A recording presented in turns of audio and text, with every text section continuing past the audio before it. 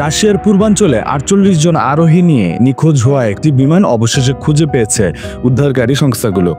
আমর অঞ্চলে টাইন্ডা বিমানবন্দর থেকে মাত্র ১৬ কিলোমিটার দূরে একটি পাহাড়ি বনভূমিতে বিমানের ধ্বংসাবশেষ পাওয়া গেছে। AN-24 মডেলের বিমানটি আঙ্গারা এয়ারলাইন্স পরিচালিত ছিল এবং চীনা সীমান্তের কাছে ব্লাগোভেস্চেনস্কো থেকে উড্ডয়নের পর রাডার থেকে অদৃশ্য হয়ে যায়। বিমানটিতে ৪২ জন যাত্রী এবং ৬ জন ক্রু সদস্য ছিল, যাদের মধ্যে ৫ জন শিশু ছিল।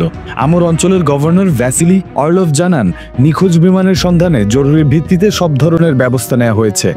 কিছুক্ষণ পরেই রাশিয়ার জরুরি মন্ত্রণালয় জানায়, একটি বেসামরিক হেলিকপ্টার বিমানের জ্বলন্ত ধ্বংসাবশেষ দেখতে পেয়েছে।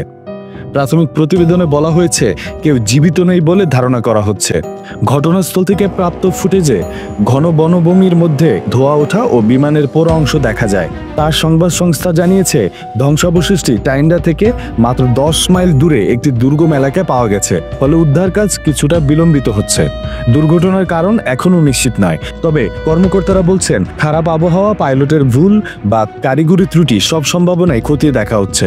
উল্লেখযোগ্যভাবে এই AN-24 বিমানটি প্রায় ৫০ বছর পুরনো এবং অতীতে এর নিরাপত্তা নিয়ে প্রশ্ন উঠেছে।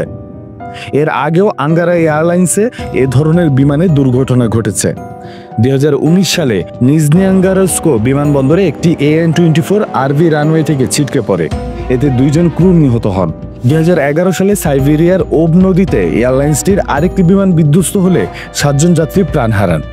এই সাম্প্রতিক দুর্ঘটনাটি রাশিয়ার বেসামরিক বিমান চলাচল ব্যবস্থার নিরাপত্তা নিয়ে নতুন করে উদ্বেগ সৃষ্টি করছে, বিশেষ করে পুরনো বিমান ব্যবহারের ঝুঁকি ও রক্ষণাবেক্ষণের প্রশ্ন সামনে এনেছে।